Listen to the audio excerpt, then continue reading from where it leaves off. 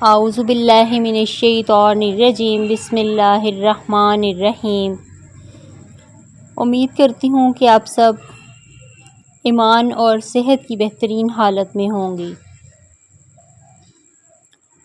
اگر ہم اس انتظار میں ہیں کہ کوئی ہماری ولنگ پاور کو چیلنج کرے، ہمیں اس قابل بنائے کہ ہم اٹھا کے ہم سے کوئی کام کروائے، تو یہ اپنے آپ کو دھوکہ دینے کے مترادف ہے۔ ایسا کوئی سسٹم دنیا میں نہیں ہے کہ جو سستی کاہلی کو ختم کرے اور آپ کی ول پاور کو چیلنج کرے۔ انسان کو اپنی اصلاح کے لیے خود ہی اٹھنا پڑتا ہے۔ اگر ہم اپنی مینٹل اور ایموشنل ہیلتھ کے لیے یا اپنی سپورٹ کے لیے خود نہیں اٹھیں گے تو کوئی ہمیں نہیں اٹھائے گا، بلکہ یہاں پہ قانون فطرت کیا قانون دنیا یہ بن چکا ہے کہ گرے ہوئے کو گراتے ہیں، اٹھاتا کوئی نہیں ہے۔ تو خود کو اٹھائیے۔ اگر آپ پریشان ہیں، اداسی کی کنڈیشن میں ہیں، آپ اس وقت اپنے آپ کو بہت ڈاؤن محسوس کر رہے ہیں، تو اس کنڈیشن سے نکلیے۔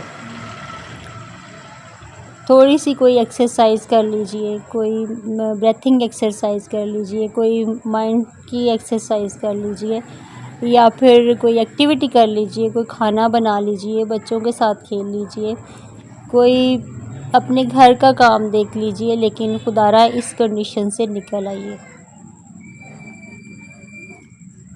سکوت کسی بھی طرح کا اچھا نہیں ہوتا۔ اگر آپ کو لگتا ہے کہ آپ 1 گھنٹے سے زیادہ اداس رہ گئے ہیں تو اس کو خوشی میں بدلیے، اور اپنی خوشی آپ خود ہی تلاش کر سکتے ہیں۔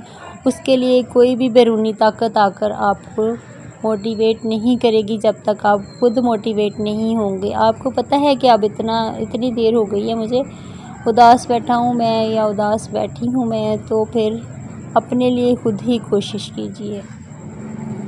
یہی بہترین حکمت عملی ہے۔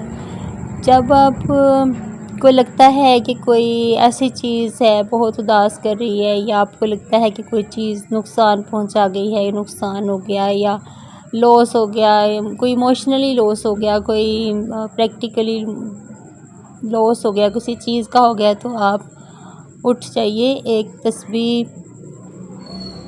پڑھ لیجئے، اِنَّ لِلَّهِ وَإِنَّا إِلَيْهِ رَاجِعُونَ، اللہم اجرنی فی مصیبتی وَأَخْلِفْ لِی خَیْرًا مِنْہَا، اللہم اجرنی فی مصیبتی وَأَخْلِفْ لِی خَیْرًا مِنْہَا۔ یہ بہت ہی اچھی دعا ہے، آپ اس کو نیٹ پہ بھی سرچ کر سکتے ہیں اگر آپ کو یہاں پہ نہیں سمجھ آئی تو۔ یہ دعا پڑھی تھی حضرت ام سلمہ نے۔ رسول اللہ صلی اللہ علیہ وآلہ وسلم ہمیشہ بتاتے تھے کہ جب کوئی چیز کھو جاتی ہے یا آپ کا کوئی نقصان ہو گیا تو آپ یہ دعا پڑھیں۔ تو جب حضرت ام سلمہ رضی اللہ تعالیٰ عنہ کے شوہر کی ڈیتھ ہو گئی، کسی غزوہ میں یا کسی میں ہوئی تھی، تو اس کو انہوں نے یہ دعا پڑھی، تو وہ کہتی ہیں کہ میں سوچ بھی نہیں سکتی تھی کہ یہ دعا میری اس طرح سے قبول ہوئی کہ کچھ ہی عرصہ کے بعد خود رسول اللہ صلی اللہ علیہ وآلہ وسلم نے ان کو نکاح کا پیغام بھیج دیا۔